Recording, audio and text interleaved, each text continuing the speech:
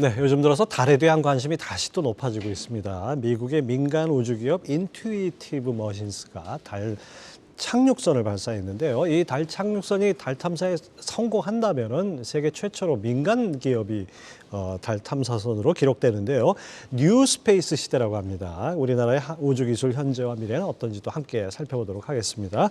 도움 말씀에 건국대 항공우주학과 이창진 교수님 전화로 연결되어 있습니다. 안녕하십니까? 예, 안녕하세요. 네, 앞서 말씀드렸듯이 미국에서 이제 두 번째 민간 개발 달 탐사선이 달 착륙선이 발사됐는데요. 이 의미는 어떻게 봐야 됩니까? 이 의미가 이제 굉장히 큰데요. 첫 번째는 지구 저궤도까지 영향을 미치는 민간 기업의 우주 개발 능력이 이제 달까지로 확장됐다는 데 이제 의미를 둘 수가 있죠. 그러니까 적어도 달까지의 우주 영역은 민간이 참여할 수 있는 그런 기술적인 수준으로 됐다. 이렇게 보시면 될 것 같습니다. 예. 야, 이렇게 미국에서는 이미 여러분들 잘 아시다시피 민간 기업이죠. 스페이스X의 그 우주선이나 위성 등의 활동이 활발한데 우리나라의 우주 진출 상황과 계획도 궁금합니다. 지금 어느 정도 수준까지 와 있습니까? 우리나라가 올해 예타 2023년도 작년에 예비 사당성 조사를 통과를 했는데요. 2032년에 달 착륙을 예정을 하고 있습니다. 그래서 구체적으로 이제 올해부터 사업이 시작될 지점이고요. 그다음에 윤석열 대통령께서 2045년에 광복 100주년 되는 해에 화성 탐사를 하겠다 이렇게 발표를 하셨습니다. 그래서 우리도 세계 10번째로 본격적인 우주 탐사를 진행하는 그런 나라의 대열로 이제 올라갈 수 있다 이렇게 볼 수가 있죠. 예. 예, 그렇죠. 우리 이제 앞으로 8년 뒤면 우리도 달 탐사선을 쏠 수 있지 않을까 기대가 되는데 우리도 이제 한국항공우주나 하나에어로스페이스, 인텔리안테크 이런 민간 기업들이 있는데요. 우리 기술력은 미국에 비해서 어느 정도 수준까지 와 있는지 궁금하고 달 탐사선 이 달 탐사 가시화가 우리가 알 수 있게 되는 그런 시기는 언제쯤이 될까요? 우선 기술력에 대해서 이제 말씀을 하셨는데 우리가 세계 10대 우주 강국이라고 얘기를 하고 있습니다. 근데 사실 이제 그 안을 들여다보면은 조금 좀 창피한 면도 있거든요. 예를 들어서 미국, 유럽, 러시아, 인도, 일본 등은 상당한 우리하고 기술 격차가 있습니다. 그래서 우리가 한 7위, 8위 정도 되는데 5위까지는 굉장히 나름대로 굉장히 우수한 기술력을 가지고 있고 우리는 이제 그들에 비해서는 굉장히 현격한 기술적 차이가 있음은 분명합니다.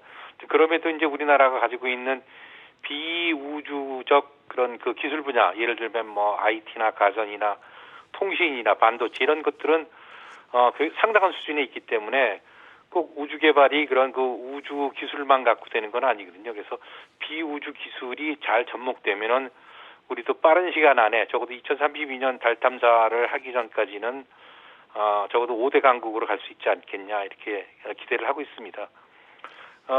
그리고 이제 아까 말씀하시기를 달 탐사가 갖는 의미 아까 그렇게 질문을 그렇게 하셨었나요? 예. 예, 달 탐사가 갖는 이제 어떤 의미로 본다면 우리가 달 탐사를 함으로써 기술적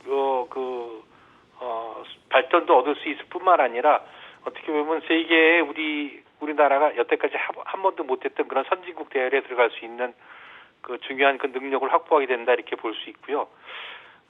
달 탐사를 함으로써 우리나라가 가지고 있는 어떤 대외적인 이미지, 그다음에 국가 경쟁력 등이 굉장히 상승될 거라고 이렇게 많은 전문가들은 예상하고 있습니다. 네, 달 탐사가 단순히 달을 둘러보는 수준이 아니라 우리 과학기술의 종합한 우리 원팀이 돼서 만들어내는 성과다 이렇게 판단할 수 있을 것 같습니다. 자, 지금까지 이창진 건국대 우주항공학과 교수님 함께했습니다. 말씀 감사합니다. 감사합니다.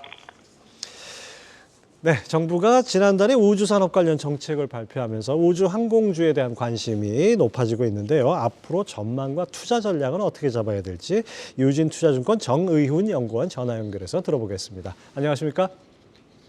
네, 안녕하십니까. 유진투자증권 정우윤입니다. 예, 앞서 말씀드린 것처럼 민간 기업이 미국에서 두 번째로 달 착륙선을 발사했는데요. 일본도 무인 달 탐사선을 발사했고 세계가 정말 달 탐사 각축전이라고 해도 과언이 아닐 것 같은데요. 이런 부분이 우리 관련 주에도 영향을 미치죠? 단기적인 뭐 주가 변동은 뭐 크게 영향이 없을 수 있는데 결국 좀 중장기적으로 봤을 때는 이 산업의 흐름이 변화되는 게 눈에 보이실 겁니다. 그러니까 이게 국가별 우주 산업이 발전하면서 속도 차이를 드러내고 있다는 점에서도 우리나라가 좀 고심해야 될 부분은 있는데 과거에 60년대, 70년대 달 탐사 경쟁과 지금 현대에 이루어지고 있는 달 탐사 경쟁의 가장 큰 차이점을 꼽으라면 민간 기업의 참여 여부가 있거든요. 그래서 미국, 유럽, 중국, 일본 등 지금 현재 많은 나라들이 경제적인 이유로 달 탐사를 진행하면서 민간 기업들의 참여를 높이고 또 기술 수준을 높아지고 있습니다. 이는 특히 자국의 발사체 기업 혹은 위성이라든지 탐사선 등의 개발 능력 향상으로 이어질 것으로 전망되고 있기 때문에 국내에서도 관련돼서 이제 글로벌 국가들이 이제 그런 움직임에 대해서 우리나라도 좀 따라갈 필요성은 있다라고 생각을 하고 있습니다. 네, 그렇죠. 과거에는 뭐 국가가 주도하던 것이 이제는 민간 기업들이 주도하는 이런 양상으로 바뀌고 있다는 점에서 우리 기업들 역량이 중요할 것 같습니다. 어쨌든 간에 정부가 오는 5월에 우주항공청을 출범하는 걸 시작으로 2032년까지 차세대 발사체 개발에 속도를 내겠다고 했는데요. 이 우주산업 육성 의지가 강한 만큼 이 관련 우주항공주의 모멘텀이 되지 않을까 기대가 되는데요. 어떻게 보십니까? 네, 실제 지금 우주항공청의 설립으로 정부가 주도하고 있는 지금 현재 차세대 발사체 개발 사업이라든지 아니면 위성 개발 사업 등 국내 우주 개발 산업이 탄력을 받을 것으로 기대를 하고 있습니다.